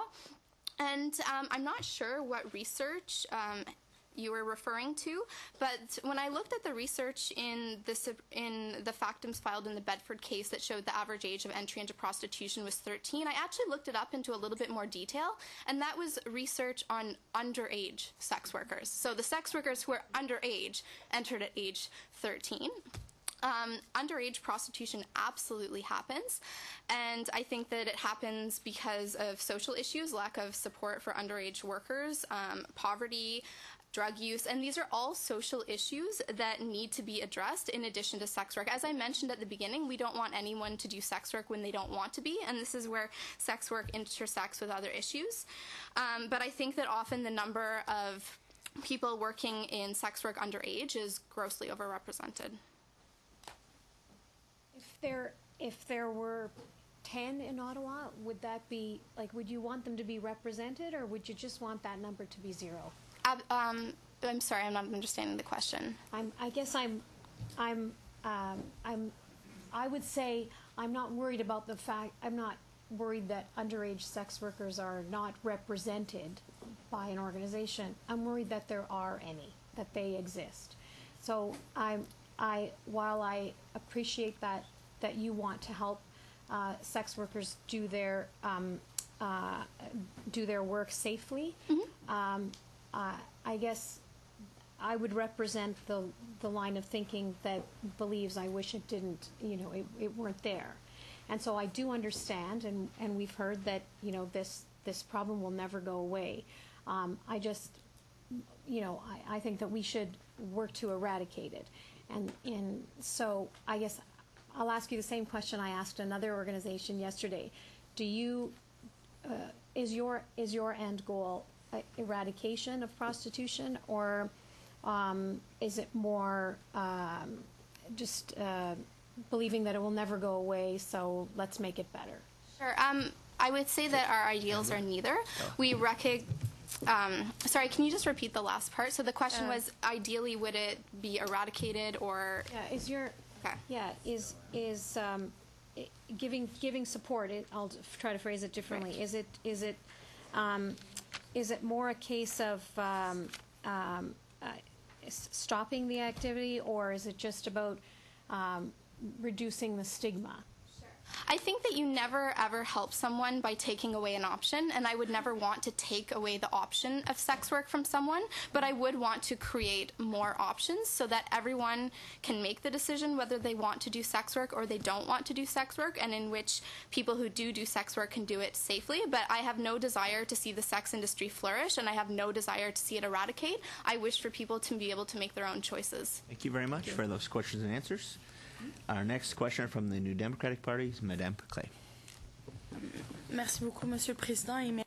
Thank you very much, Mr. Chair, and thank you very much to the witnesses as well for your excellent presentations. It's extremely interesting to hear. And my first question is for the two organizations, Power and Stella. What you were explaining was that the municipal police services already have implemented a system where they criminalize clients, and that's how things have been working for a number of years. Robin, I believe you spoke about this a little bit, and you said that it did not necessarily decrease the amount of violence or how much prostitution occurs. Could you tell us a little bit more between this relationship between sex workers and police officers since this kind of approach was implemented on the ground? I think that to begin, I'll just point to the research that I had pointed out that just was done with the sex workers in the downtown east side regarding the Vancouver Police's decision to focus more on the clients. So they did note that there was a slightly improved relation between the sex workers and the police, which is something that was a positive. But the major problem that continued was that sex workers still didn't have enough trust in police. Still, when police were running by, would be trying to evade them. Because this was moving their business, because they would end up in much more isolated areas and would still end up, if a sex worker gets into a car with a client and is negotiating with him, the police will still intercept at that moment. So at the same time, when the client-sex worker interaction is criminalized, it still creates an adversarial relationship. It is something that's a step that we can see is actually being taken away now by this new law project for sex workers to not be arrested, and now it seems as if they will be again with full impunity and with all the effects of harm and danger that will result from that. But that's just it. Because the effects of criminalizing sex workers clients on the street, it still causes displacement, and displacement has been found time and time again to be really one of the major causes of violence that we see enacted on sex workers on the street. Unfortunately, the relationship between the police and street-based sex workers is still extremely negative since they started arresting clients rather than sex workers. And what has been told to us by sex workers is that even though the police aren't laying charges, they're still harassing them. They're, approaching them on the street. What are you doing here? Get off the street, wanting to search them, wanting to lay drug charges, or going after them for loitering. So it's actually still extremely negative. There are a small number of officers in Ottawa who do have positive relationships with street-based sex workers, but it's a smaller number. If I could just add to that, we see the same. As much as people are glad to not have to fear going to prison, the idea that the police they're still pushing people away and giving them tickets and all this other kind of thing, the harassment, and because they're really trying to move, they're trying to close the red light district in Montreal that exists, there's still They're still using a variety of other means, including other drug charges and things like that, that affect sex workers' lives negatively. Et est-ce que depuis and since the police started using this kind of approach,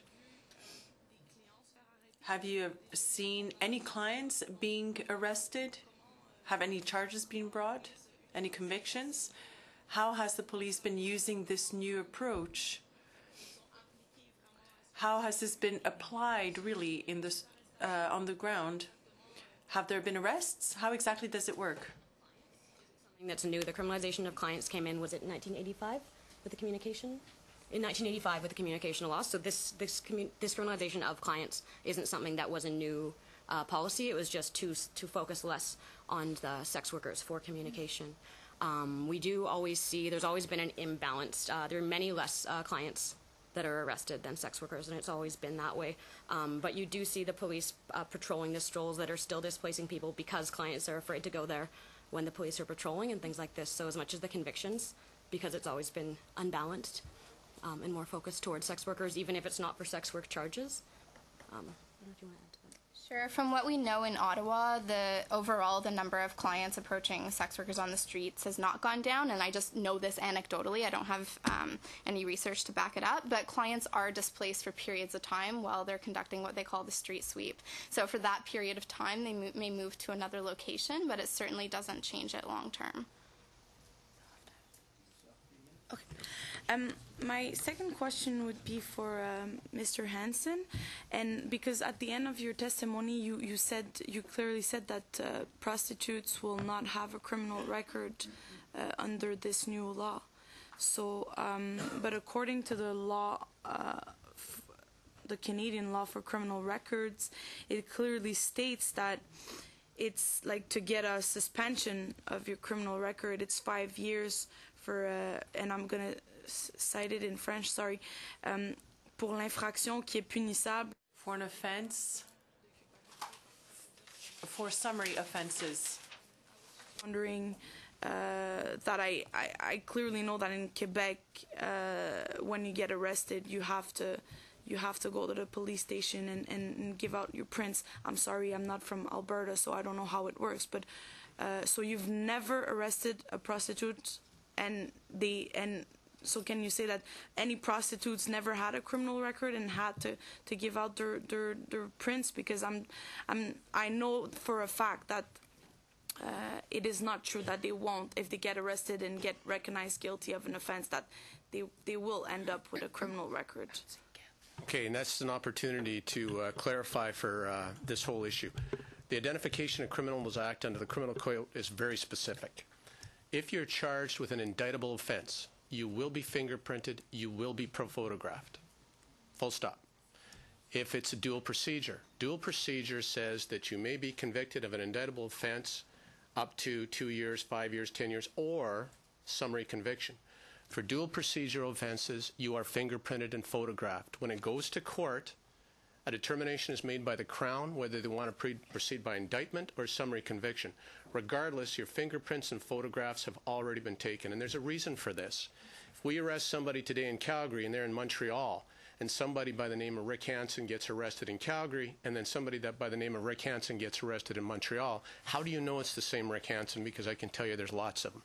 So the third option is pure summary conviction offenses. Pure summary conviction offenses, in other words, an offense punishable by 6 months or less, or a fine, does not fall under the Identifications of Criminals Act. You do not fingerprint, you do not photograph. So you may have a conviction registered, you have no record, because how do you identify that person without fingerprints and photographs, how do you know you're charging the same person? Well, you don't. Now, what you're talking about is frequently dual procedure offenses where the Crown chooses to proceed by summary conviction. But the decision is the judges. So at the end, the decision to proceed is by the Crown prosecutor, and the law is the same right across Canada. Okay, so it's done. It's done. But thank you for those questions, and thank you for those answers. And our next question from the Conservative Party is Mr. Wilkes. much, Mr. Chair, and thank the witnesses for being here today. I'm going to continue along that same line because there seems to be some confusion. So under the Summary Convictions Act, which states that a conviction of 6 months or less and a fine of up to a certain amount is not fingerprintable or photographed, correct? That also follows suit to the Identifications of Criminal Act under Section 4 of the Identification of Criminals Act, correct? Correct. So under the new act that we are proposing, it will be a strict summary conviction offense for those that are caught communicating in a public place. So I'm curious to ask you, from the perspective of that new offense under this C-36, and my question is twofold. One is that if the police, who are normally the first point of contact in a lot of instances under this type of investigation, I want you to take me through the discretionary powers of a police officer when it comes to this type of an offense, and what they try to do, in my opinion, at all cost, rather than sending the sex worker to jail. They truly want to give this person help. So I want to hear from you how the discretionary powers of the police officer. Then the second part of that is, because it's summary conviction and there are no fingerprints and no photograph, does that give the power to the police to use that discretionary power because it is a summary conviction offense? Well, it totally does. And let's talk about issues that relate to so-called police harassment. Let's talk about when strolls are established in your neighborhood, on your street, in front of where you live, your apartment building, in front of where you work, and what authorities the police have to deal with that. If it's a pure legalization and there is no criminal code or no offense there, then the issues around enhanced vehicle traffic, Johns approaching, regular women on the street trying to use the sidewalks, needles, condoms, those types of things are a source of grave community concern. And frankly, the community does not accept that the police throwing their hands up in the air saying, geez, we can't do anything about it, when it's your 16-year-old daughter that's perhaps been solicited, or things like this are happening.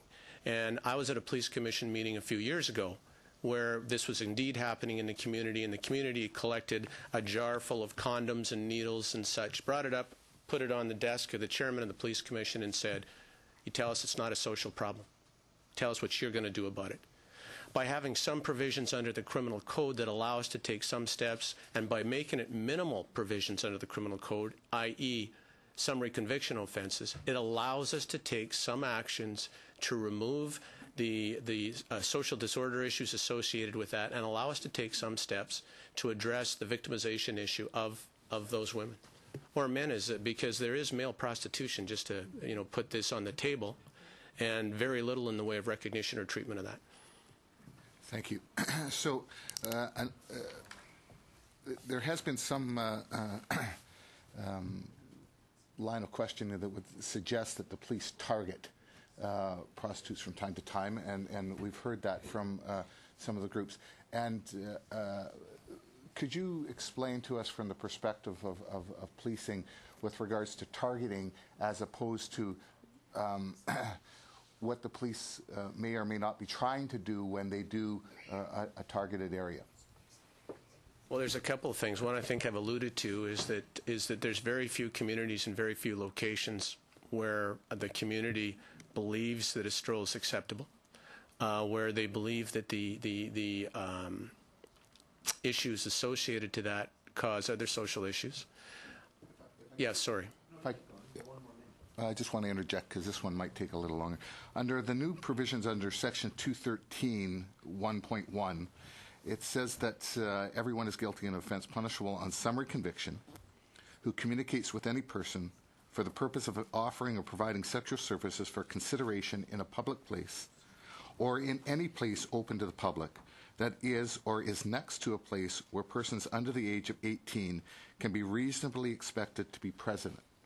So That's similar to if a person is arrested for argument's sake, sex assault, put on a recognizance that says that they cannot go near schools, playgrounds, etc.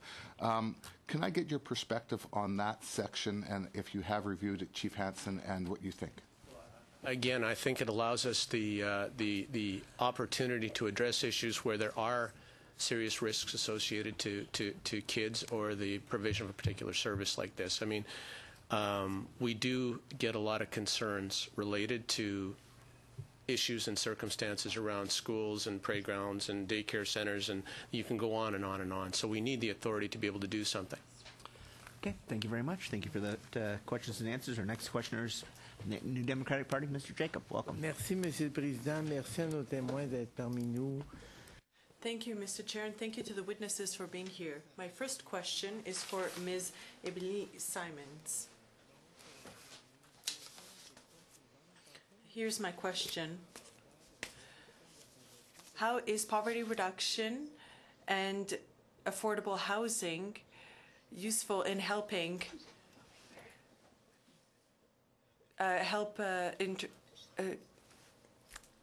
sex workers leave prostitution? Thank you. Thanks. So the question is, how can addressing poverty and addressing social housing impact the sex industry? And I think that what it will do, not just for the sex industry, but for work in general, is that it would give people more options. And giving people more options to make the choice of what form of labor they wish to engage in is a positive thing.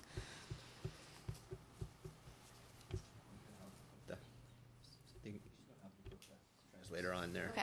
I can normally understand French. Sorry, I was just a little bit quiet. Okay, so. Okay. Do you want me to put it on? OK. C'est fini, OK. Donc. Yes, all right. So here's my second question. It is for Mr. Rick Hansen. During your testimony, you spoke about addiction and mental health. Do you currently believe that addiction and mental health services provided to sex workers and vulnerable women are sufficient as they are now? I would have to say no. I think that there hasn't been a comprehensive, integrated approach to address this issue like we have with so many other issues that used to be deemed to be criminal issues. And now, with the focus on prostitution, I think it's the time to now start to coordinate those services in a way that they act in the best interest of the sex worker. Because I can tell you my personal experience from our officers dealing with young girls, young ladies who become addicted to drugs for the sole purpose of then being manipulated into prostitution. Issues of mental illness that are undiagnosed, and again, there's an issue around self-medication. It will take a far more coordinated, collaborative approach to address the issue. And I think the fact that we finally have this on the national agenda is going to be able to provide an opportunity to effectively address this, just as Mr. Boda said. I've been fascinated with Mr. Boda's comments. And that's what it takes. Like with anything else, it requires a made-in-Canada solution. And I think what Bill C-36 does here is it provides a made-in-Canada solution that may be different from elsewhere, but that provides those collaborative approaches that have proven so successful in many jurisdictions in combating homelessness, which is drug addiction and mental illness, this pure drug addiction, mental illness, even the fact that there are criminals in our prisons and jails who are undiagnosed mentally ill and addicted, and we're punishing them because they support themselves through crime, but ignoring the real issues that are the foundational issues. So I look at this as finally an opportunity to put what is a serious issue on the national agenda and to actually put the resources and efforts into addressing this instead of little Band-Aids, which is all I've seen in 39 and a half years of policing. Merci, Monsieur Hansen. Donc, thank you, Mr. Hansen. So my third question is for Mr. Cassandra Diamond. What type of services and programs are required to help sex workers who wish to leave the trade to do so? Thank you. So some things that would be most beneficial are the creation of other options, actual viable options like higher or furthering their education, job skills and job opportunities, for better housing options and opportunities, as well. Just learning a life of not normal. Sorry. Learning a life other than normalized abuse. Having cultural opportunities, experiencing their communities in different ways where they get to be active as a healthy, contributing member, one that can reap the benefits of being within its community, and that has economic options as well. Welfare just doesn't pay the bills. There's nothing at the end of the day for anybody who does need to be on OW or Ontario Works programs. There's just not enough there, and it really, they need something more than a resort to sell their bodies for paying the rent at the end of the month. Like Mrs. Simmons, Emily Simmons had mentioned, she's taught, Miss Emily Simons had mentioned, like, these are last-minute choices here. I got to pay my rent, I'll be out at the end of the month. Or I have to, my kids need $100 for a school program, I'll just go out and pull one trick. That one trick, they might not come home from, sir. That might be the last trick they pull. So these, we need to have options other than being born with a body that can be purchased by somebody who's willing to purchase it. Much, Mr. Jacob, thank you for those questions and answers. Our final question of this panel is Mr. Deckert. Thank you, Mr. Chair, and thanks to our witnesses. Chief Hansen, I want to start with you. Chief Jennifer Evans of the Peel Regional Police, which polices in the city of Mississauga, where I'm from, and her officers have told me that there is associated crime that goes with prostitution in the places where it's carried on, whether it's indoors or outdoors. There's often general assaults on both the prostitutes, obviously, and also sometimes on their clients and other third parties who might happen to be in the vicinity. When other criminal elements know that there are men walking around with cash in their pockets, large amounts of cash in their pockets, they'll be drawn to that area. They may get assaulted and robbed, and other innocent bystanders who just happen to be there at the same time may also get mugged. There's also drug trafficking that goes hand in hand with this, because sometimes the people who are looking for the sexual services are also looking for drugs, and the providers of drugs know that there's a market there. Have you seen the same thing in your jurisdiction in Calgary? Can you talk about that? Just as there's unreported crime when it's associated to the supplier of the product, which we have to work more diligently to address.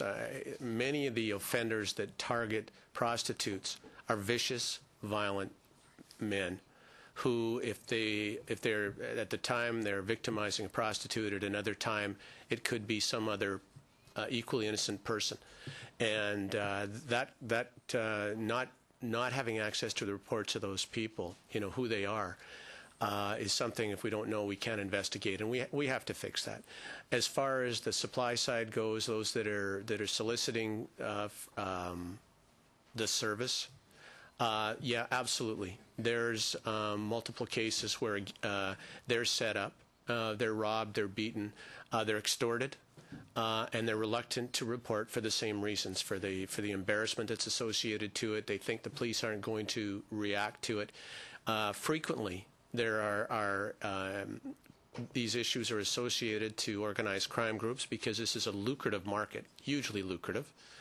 And secondly, sometimes they're just local thugs who recognize that it's an opportunity to take advantage of a particular situation. So you would agree there's other harms to our communities where these practices are carried on? Yeah. Okay. I want to ask a question, Ms. Simons. In your ideal world, as I understand it, you have total decriminalization. So there's no stigma attached to the provision of sexual services, and people can choose willingly to do or not to do it. In that ideal world, if we create that ideal world in Canada, do you think that a number of people involved in the sex trade and the demand for sexual services will go up, down, or remain the same? I believe that it will remain the same, and there's a couple reasons I believe that. One is talking with my colleagues in New Zealand and learning that both the purchase and the sale of sexual services is roughly the same. And I know that there's this understanding that if we decriminalize it, the sex industry is going to flourish, but I want to point out that strip clubs are currently legal in Canada, and we don't see women rushing out all the time to work as erotic dancers, and we don't see men rushing out all the time to purchase lap dances, so my expectation is that it will remain the same. So for somehow the market forces are generating the exact demand and the exact supply. I studied economics many years ago, and it's very uncommon that you'll have a situation where there is some criminal sanction or prohibition on a business, and yet the demand exactly equals the supply. But that seems to be your view of what would happen here in Canada. Mr. Boda says, if I understand him correctly, that in Germany, when they went to a decriminalized situation, the number of sex workers actually went up, the number of sex transactions went up, and the amount of human trafficking went up. Why do you think that wouldn't happen in Canada? I think that wouldn't happen because I believe that exploitation is taking place precisely because it's criminalized. And I think that when you push the industry underground, and when sex workers aren't able to call the police, when sex workers don't have access to labor standards, and when it's when they face the stigma when they come out to report exploitation, I believe that's why the exploitation is taking place. Cassandra, do you have a comment? We can't actually push the prostitution industry underground. We can push it out of the way so we can't see it, is what is more so the case. The Prostitution Reform Bill purpose was not intended to equate with the promotion of prostitution as an acceptable career option, and it's not. That's why I think that we see more and more trafficked persons when we allow or legalize prostitution. We in Canada have licensed body rub houses. We have a small-scale example of what that would look like. These licensed body rub houses are operated, again, by organized crime groups, where their rules apply, not the laws of Canada. The other thing that New Zealand has done is we have the same things in place regarding their brothel operation certificate system. We have that. We apply to the licensing commission to get these licenses. We have to qualify for them, and clearly it's a not working system where women are not protected, where they're pushed outside of the view of society, cannot go for help in an indoor situation, and is certainly not the solution for any future. Okay. Thank you very much. Thank you for those questions and mentions. I want to thank our panelists for being here today as witnesses. It was an excellent discussion on this particular bill and its effects. Just so you know, we will be continuing to review this today and tomorrow and on Thursday, and all meetings will be televised so that you can tune in to see how we're doing. Thank you very much, and with that, we will adjourn to the next meeting after lunch.